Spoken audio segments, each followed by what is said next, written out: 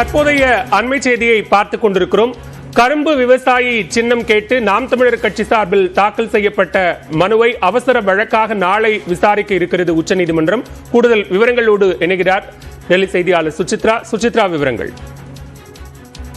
நாம் தமிழர் கட்சிக்கு கரும்பு விவசாய சின்னத்தை ஒதுக்குவது தொடர்பான மனுவை நாளை அவசர வழக்காக உச்சநீதிமன்ற தலைமை நீதிபதி அமர்வானது விசாரிக்க உள்ளது.